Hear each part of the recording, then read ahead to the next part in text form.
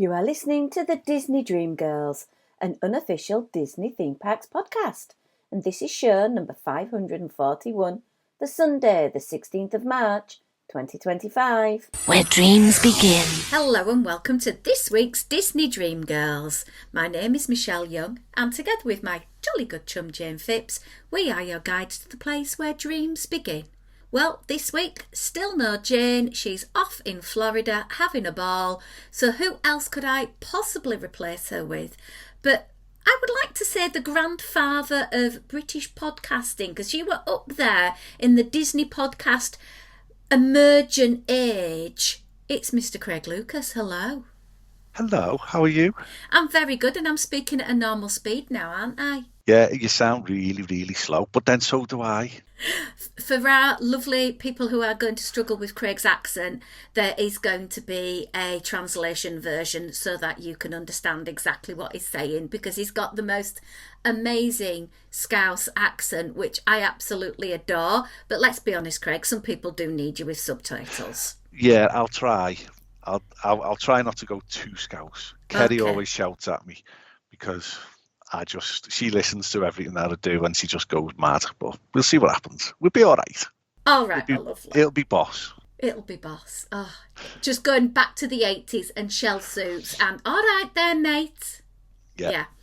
Okay, well, we're here to talk about Disney because sometime last year I started getting the odd message from you about I'm going to California. So we're going to talk a little bit about your family's amazing trip. So firstly, my first question is why have you waited so long? Because it's extremely daunting. Walt Disney World is extremely easy. If you've been. And it's if you've been, and we've been. Disneyland Paris, extremely easy. It's a little bubble. You can check in and you're in the parks within minutes.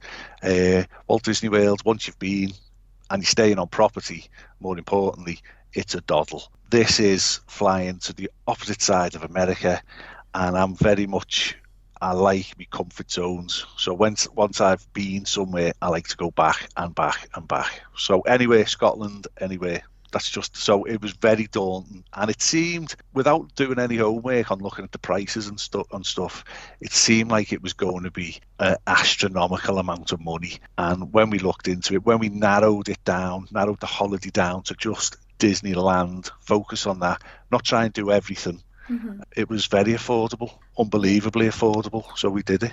I must admit, once you've got over the cost of the tickets, I find it a lot cheaper to go to than Walt Disney World. And curiously, I know it's further away for us guys in the UK, the flights were cheaper.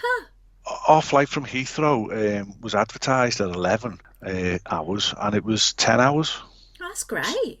You know, so Florida's 9 hours.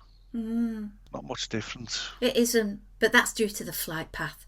Anyway, my love, so you're planning this trip over to Disneyland, to Anaheim, to California. How did you go about tackling the booking element? Did you go for a package? Did you go for on-site Disney? Did you do the bits yourself? Tell us all about those thought processes in the planning stage. It was New Year, January last year. We're in Liverpool 1, doing some bit of shopping and whatnot, and we walked past Virgin, and I just said, come on, let's just go in and price it. Let's just see. And the lad who we sat down with, he come back with family of 4, adults, Heathrow, 6 days, 3,800. No way. And that was staying at the Sheraton, which was, it's about 0.6 miles walk. That was the scary bit for us, that we weren't staying on property and we couldn't visualise what Disneyland and the surrounding area was going to look like. So that was a little bit of anxiety about that. But we had a discussion in the shop, and we just booked there and then. Okay, so was it the 6 nights you ended up going for, or did you extend it to go elsewhere? No, 6 nights. So we had a very specific plan. We're doing Disneyland, nothing else. Mm-hmm. Now we had quite a year last year without going into it, so all the planning that we would generally have done for a Walt Disney World holiday, the micro planning you have to do, we carried that. I mean, I literally created a podcast with PDABs, Disneyland After Dark, and we only did 2 episodes because we just didn't plan. We literally turned up. So we bought our tickets direct. I think it was American Attractions, actually, so I'm telling a lie there. And you still have to book. The maximum you can buy is 5 days. Correct, unless you're going for an annual pass. Yeah, we did the 5 days and we reserved our dates, which you still have to do at Disneyland. Pointless, but whatever. And that was the some bit of planning. We didn't look at any vlogs. We just, like you say, it was a year like no other. Disney and theme parks and everything very much took a backseat. When it got closer, then we realised, it's President's Weekend. Oh, what are to do? It's going to be dead busy. So we decided we were going to do a bus tour on that day because we won't be busy on a bus, and we'll go and have a look at the Hollywood sign and go up to the telescope and Beverly Hills, Route 66, Santa Monica Pier, all that. So we did an 8-hour tour, a private tour. Literally, we're in the queue again, no planning. We're in the queue for Spider-Man on the Sunday night, and I'd done a search on Apple Maps to see if we could find a local tour company, and I think it was called Anaheim Bus Tours or Private Tours or something. It was $89 each plus tax, $99 all in per person, and it was 8 hours. So on President's Day Monday, we got picked up at 8:15 and we got dropped off at 4:15. The famous farmers market, we had our dinner there, all that type of stuff. I saw some of the pictures and you definitely squeezed in a lot of the famous, iconic things you want to do for a first-time visit to that part of the world. Yeah, definitely. Apart from that, we just focused on the parks, and we did everything. We achieved everything that we wanted to do. I did apply for DAS. Mm-hmm. I did not get DAS. I went through the VPN. I had the interview. So I've got arthritis in both hips, the base of my spine, the top of my neck. I can walk and walk and walk all day, not a problem. But when I start stopping, when I stand still, everything seizes up, everything locks up. Quite quickly, I struggle to get on and off curbs, that type of stuff. I've had it in Walt Disney World in the past. So I thought, I know all the rules have changed, but I thought, we'll just see what happens. So I had the interview with the girl, the cast member. She was lovely. She tilted her head a certain way and said no, and that was that. Basically, it was a queue return or something. So she said, you go to a cast member at the entrance with your family. They get in the queue and queue. You go and walk around and do other stuff. And then when they get near the front, then you go into the queue. Mm-hmm. I don't know how they work that out. I don't know how I know that they're at the front of the queue. I think the theory is that you pick up your phone and you ring them. But if you're from the UK and you might not have an overseas phone package, that's a bit difficult. Yeah. So telepathy. I respectfully declined. Obviously, well, there was nothing to offer. We just said, yeah, all right, whatever, and we just got on with it. Basically, we didn't do any lightning lanes. We didn't pay for anything. We just got on with it. So the longest queues we had were 90 minutes. They were Rise and Incredicoaster. Okay, well, let's just put a pin in it for the moment because I want to take you back, and I want you to take you back. You've got all settled. You're in your lovely hotel. You're walking to Disneyland, to the park. You go through your bag check, which is very, very different than it is at Walt Disney World. Yes. Because it's just like anything you've never seen before in your life. You go up to the turnstiles. How was that for you? What were the emotions? Honestly, so the first night we went into Disneyland and expressly to see Fantasmic, because it was a Saturday night and we knew it wasn't on any other time we were there. We walked in and instantly what hit me was, this is like Disneyland Paris. Now, I know it's the other way round. Disneyland Paris is like Disneyland. And then the big castle reveal, well, it isn't. It's like a toy castle. like, honest to God, right, I've been in, we've all done it. We've all been in Magic Kingdom, in Walt Disney World. You've saved up maybe for 2 years. You've worked hard. You've done all the overtime. You've got your kids, and you walk in, and the sense of relief and achievement when you see that castle, you'll burst into tears. You will. You just burst into tears. At this, I got nothing, and I wanted to burst into tears. It is absolutely beautiful, stunning. Such a beautiful park. I wanted to drop to my knees in front of Walt Disney's apartment and sob, but it didn't. I didn't have a moment. Oh wow! I'm sorry. Yeah, it's not to take anything away from the parks. It just didn't happen. It didn't happen in Paris either. It didn't happen in Paris. It happens in Walt Disney World. Okay. And I don't know what that is. Could be a number of things, I suppose. Yeah. So, you're in the park, you said you went to go and see Fantasmic. Yeah. Very different to the Walt Disney World presentation because it is actually in Disneyland itself rather than Hollywood Studios. And it's not a stadium, it's literally the Rivers of America. Talk us through. Yeah. I think we stood in front of, I want to say, the Haunted Mansion without realising it was the Haunted Mansion at the time. Our first ride, which I felt was important, was in Fantasyland, and we went and done Mr. Toad. Oh. Loved it, absolutely loved it, because I know of its legend at Magic Kingdom. It's gone, it's never to return. Brilliant, absolutely loved it.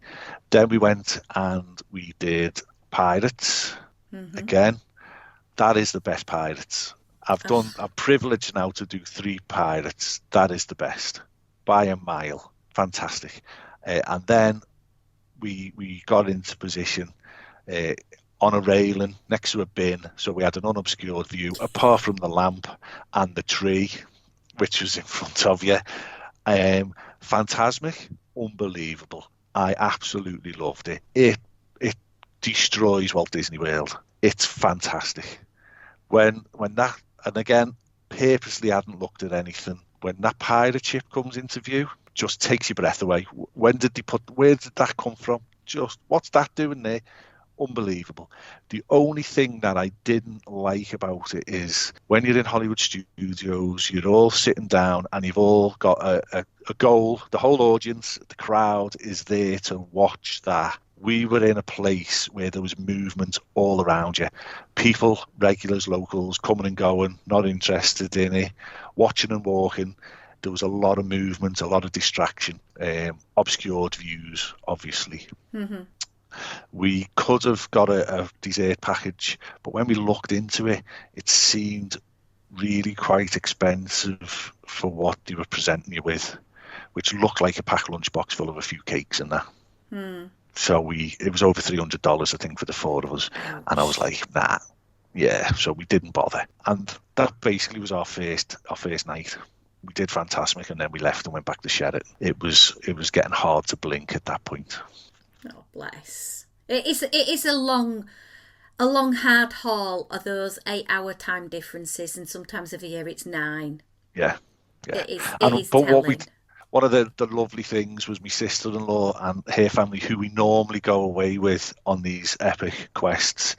They were in Disneyland Paris at the same time, so we were able to FaceTime them. But that 9-hour difference, like their day was ending as our day was starting. So that was a bit bizarre, but it was brilliant. Like, tell me a little bit more about some of the other attractions that you were able to experience that struck you as perhaps being unique to Disneyland, or perhaps a better version than Walt Disney World, or perhaps a worse version, if that is such a thing. So the Haunted Mansion, I wanted to get in the feels, because it's the Haunted Mansion and it's the original. As P Dubs corrected me, like on the podcast record the other night, Disneyland's come first, Walt Disney stole theirs from ours. He's very much Disneyland. He's like yourself. That's his local park, how he sees it. And I was like, oh, it's basically identical. There's the Hatbox Ghost, brilliant. He's just plonked there. He doesn't add anything to the story, I don't think. Or if he did, I missed it. So that done me in. a little bit disappointed. Indiana Jones, awful. Really? Oh, right. You get in that car, right? I'm expecting to see Indiana Jones in show scenes, very much like the great movie ride, Snakes. Why does it have to be snakes? And all you hear is his voice. You don't see him. You see him, I think, twice in the whole ride, maybe 3 times at a push. And all it did was physically assault me from start to finish. It threw me left, right, up, down, and inside out. It shook me fillings out. And I think if Animal Kingdom, I know they're supposed to be getting a different story, but if that's what it is, I'd rather have Dinosaur, thank you very much. So that disappointed me. Space Mountain. Yeah. Oh, what a ride. My favourite Space Mountain. I think the only thing that can come close to it is the original version of Space Mountain at Disneyland Paris. The Star Wars overlay is rubbish. But Disneyland's Space Mountain was a work of art. Absolutely loved it. I forgot we had Star Wars. And it was only... So we did Disneyland on the Saturday. We didn't go back to Disneyland until the Wednesday. So we did California Adventure on the Sunday and on the Tuesday. And I just forgot that we had the old Star Wars going. And then all of a sudden, we have to go to Star Wars. Millennium Falcon's still rubbish. And it always will be until they change it. But Rise of the Resistance, it worked. Yeah. It's the first time I've had a ride through of Rise where everything worked. The guns were moving. Kylo Ren was kicking off left, right and centre, giving it the bifters. It was absolutely amazing. I mean, the Tuesday is, well, no, sorry, I'm getting ahead of myself. On the Sunday, we goes into California Adventure and we went straight to Pixar Pier. Mm-hmm. And we didn't focus on getting the roller coaster done first. We went and we did the big wheel. Yeah. Awful ride. I nearly went green. Did you do the swinging version or the stationary version? The swinging version, never again. Oh, it's the wheel of right. death. Yes, absolutely.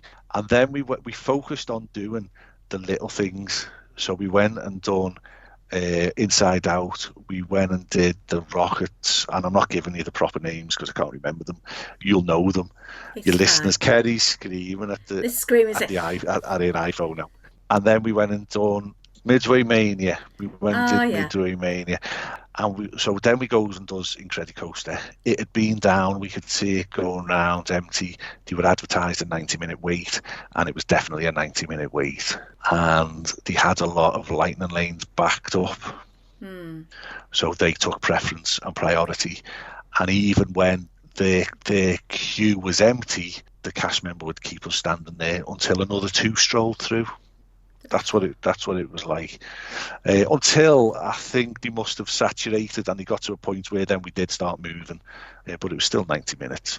And it's a brilliant roller coaster. Absolutely brilliant roller coaster. We got to ride it twice. It's not as thrilling as it looks. Let's just say that. It's a roller coaster you can enjoy with your kids, basically. If you've got little kids and they're tall enough, it's not the end of the world. It's no Velocicoaster, put it that way. Yeah, it's not as intense as Rock and Roller Coaster. No, but absolutely thrilling in a nice way. So really, really enjoyed that. Then we went and ate at San Francisco, and it was carnage. It was so busy. And they've took all the tills out, so you could see the spaces where the tills used to be, and you've got like 2 people serving, and in some cases 1 person serving. So they're pushing you to mobile order, and it doesn't really work for you when you go on the app to try and mobile order, and it's saying you can mobile order, but you'll have to pick it up in an hour.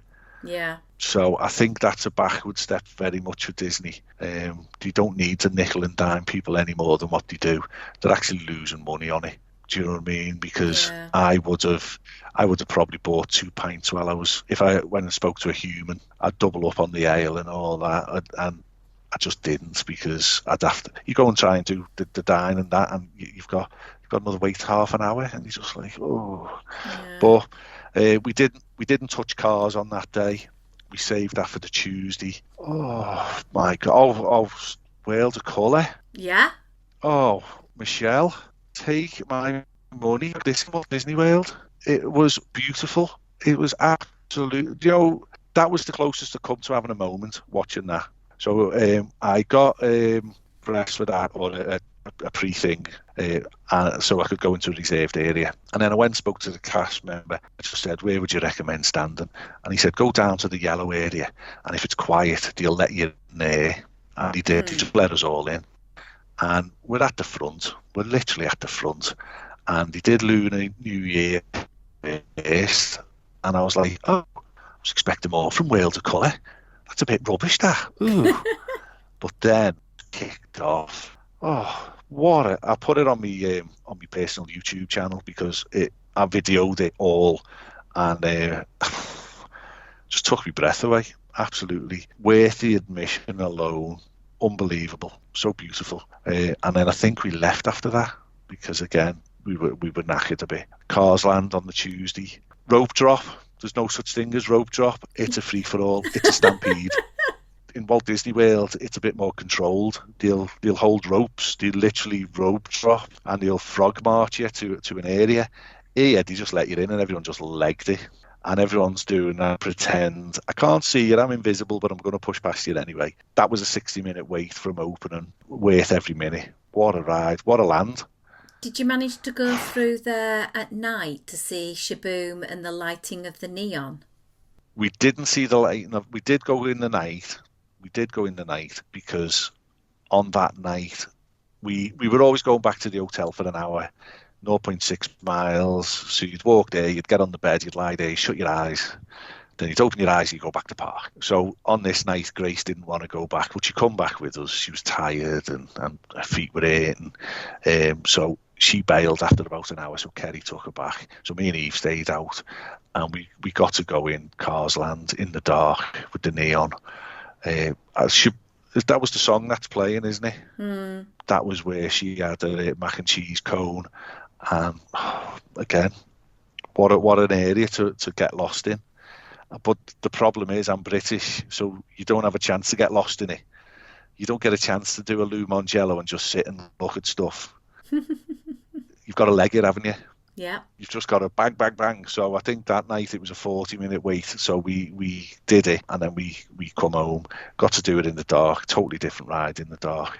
Absolutely stunning. It is an amazing attraction. I just, yeah. I love that part of the park, and I even love going on Tomato. I love all of it. It's just boss, to use your phrase. It's just boss. We did the dancing one, the dancing cars. That was just rubbish. Yeah, I mean, because that wasn't that a different attraction, and they ripped it out and replaced it. The first incarnation before that, they inflated the vehicle. Yeah. Having ridden that with my son before it disappeared, it was a lot of fun. Yeah. So you've talked a lot about the attractions, and it sounds like there's an amazing amount that you've really taken with you and taken on board of. What about the food? Did you notice a difference between Disneyland food and Walt Disney World food? Yeah. Oh my goodness. Disneyland food. First of all, we didn't do any planning whatsoever. So all let's sit at this restaurant. We didn't eat in a single restaurant. We quick surfaced it all holiday. And the quick service food in Disneyland is head and shoulders above any theme park I've ever been in. High five. Agreed. Unbelievable. They had enough extras and special limited edition stuff, to keep you entertained and try different things.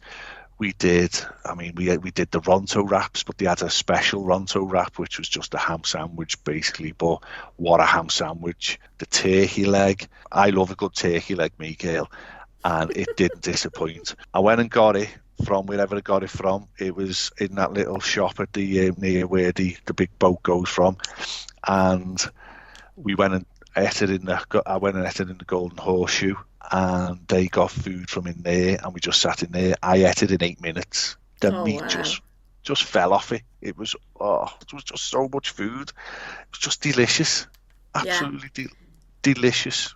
Unless you've been there and appreciated it, you don't take on board how amazing the quick service food, the snack game and everything over there is, because it's a locals park, so locals aren't going to be paying top dollar for rubbish. So you do get a much better variety. And we were talking a little bit off air about the about California itself, and I think there's a more diverse mix in the one park of cuisine that'll appeal to different markets. Yeah, absolutely. Well, it's the most diverse place I've ever been in my life, for the people. And I said it to you off mic. So it's got to have diverse food. It's got to cater for every palate, and it did, and it doesn't disappoint in any way, shape or form. I feel if we'd have gone and had a sit-down meal, it would have been magnificent as well, but we didn't. Aww. But it doesn't matter, we've got to go back, isn't it? Oh, well, that was going to be my next question. Are you wanting to go back? Yes, but as part of a bigger trip, I think. I'm not saying... So Disneyland Paris for me is probably still my favourite Disneyland resort. What I love is a good bevy. Yeah. Now, California Adventure has got it in spades. The IPAs they were serving over there were second to none. 7.5% with your breakfast. What can possibly go wrong? What gets me down a little bit now is Disney is cutting its nose off to spite its face. Sell it in Disneyland, sell it in Magic Kingdom, they sell it in Paris, they sell it in the main park in Paris. You can go and have a Stella or whatever you want. They're losing so much money. It's not the place. You don't get blitzed unless you're in Epcot and you're with my sister-in-law, then you do get a bit blitzed. But it's nice to have a nice drink. I appreciate a good drink, and they're leaving so much money on the table. Yeah. When it's $14 for an IPA, they're leaving a lot of money on the table. True. True. I totally understand where you're coming from with that viewpoint. There would be a lot of locals that would possibly agree with you. I think there might be some that would disagree. It'd be interesting to see what our listeners think. Would you be happy if alcohol was more readily available in Disneyland like it is in other parks, or would you prefer to keep it sanctity and keep it alcohol free unless you are at a certain location? We've got champagne flutes from Disneyland Paris, only plastic, but we got the 30-year anniversary ones, and on Main Street when they're getting ready for the nighttime parade there or whatever, they sell them, and it was so many euros for a glass of bubbly. And the ladies in your life can stand there with a nice glass of bubbly and get ready for the fireworks or whatever you're going to watch. It's just nice. It's just nice. Yeah. What else did I do? Marvel. Yeah. A huge sort of disappointment, but not. So the Tower of Terror is arguably it's the greatest Tower of Terror that there is on the planet. Let's just say that. Right, it's magnificent. Isn't it an amazing do-over? Yeah, it's phenomenal. They've done such a good job on it, and the queue just have they got lifts on top of lifts in there? Because they had a second floor, and there was people going up in the queue on the second floor. So I'm sure they must have lifts on top of lifts. So the queue moved. It was a proper people eater. Well, Walt Disney World always tends to have a lift shaft down, and you always seem to be waiting forever. Yeah, and it's just tired. Sorry, people, it's tired. The Disneyland Guardians of the Galaxy Mission Breakout is absolutely magnificent. The Spider-Man ride is a cracking little ride, but it's exactly the same as in Paris. So there's nothing there. P-Dabs educated me the other night, and we are getting another ride added. It takes itself a little bit seriously, I think, with the characters walking around and stuff like that, and they put on these little shows for you, and we got all excited. I went and got a pint and stood there waiting for the Spider-Man thing, and it's literally a thing, and I videoed it, and before it had happened, I was putting my phone away. I was like, oh right, okay, is that it? You blink and it's gone.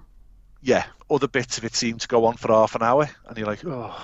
And we went, one of the funniest things we did do, we went and met Doctor Strange, and the little boy in front of us was a Marvel genius, and he had Doctor Strange on the ropes. He interrogated him for a good 15 minutes. Wow. And do you know what? The cast member didn't move him on. Doctor Strange didn't move him on. We were second in the queue behind. We just watched in awe. It was lovely. We just stood there and watched this little boy have this amazing interaction with Doctor Strange. And then when it was our turn, I asked him, is Liverpool going to win the league? And he said, I can't see into the future, but probably. I think Marvel is it just seemed a little bit... But Pim's Kitchen looked a lot better than the Paris one. I'll give it that. Oh, Tiana's, the old Splash Mountain. No one told me that you're not supposed to get wet on that ride. Absolutely drenched. Honest to God, alarm bells started as you're getting close to the entrance, and people are coming off and taking off their ponchos and donating them to other people, and people are grabbing for them like there's no tomorrow. So Kerry got one, our Grace sat at the front, our Eve sat behind her, I was the third, Kerry was behind me. Grace was saturated from head to toe. Literally saturated. Is it an improvement on Splash Mountain? I dispute Disney's need to remove Splash Mountain. I don't believe they should have done. I think they just bowed to a bit of pressure, maybe. Is it better than Splash Mountain? There's vast swathes of it where you could be on Living with the Land. True. Because all you're doing is going through fields of carrots and whatnot. Tiana had a crick in her neck, so she was down already on one of them. Some of the characters were already knackered, shall we say. Is it a plus? I don't know. I enjoyed it. Why wouldn't you? You would enjoy it. You do enjoy it. But whether it's a plus, I don't know. Okay. I don't know. It was fun. It was fun. Let's just say that. All right, well, we'll draw a line at it was fun, but I do agree with you. I'm a Splash girl 100% all the way through. So yeah. Is there anything else that you would say about going to California? Did you feel the need to invest on a future trip, perhaps staying at one of the Disneyland resort hotels to get that bigger feel? Or do you feel that you don't need it at Disneyland? I don't think you need it. I think if you box... The problem is when you hear people say it's a locals park, it's a locals park. So, and as PDAB said, and it's one of the most populated areas on the planet. There was just people in there who'd just gone in for the tea. Yeah. So it was always busy. But then you could be in Fantasyland, which is what we did, and we just went from ride to ride to ride, and they were all like 20-minute waits, and it was fabulous. So yeah, it was rammed and it was busy, but it wasn't 2 hours. You know, on our last night, we closed the park out and we went into Fantasyland, and I was like, I'll do Dumbo over my dead body because it's just a spinny ride and it's an elephant and I can't be bothered. But there was nobody there, so we went and did Dumbo. We went and did the horses, the carousel. It's like the oldest carousel, isn't it? And all this, and we've got to go and do it. I'm a grown man, I'm 51, but we're doing the carousel. We ended the entire trip on Peter Pan because it was a walk-on. Wow. You know, why wouldn't you?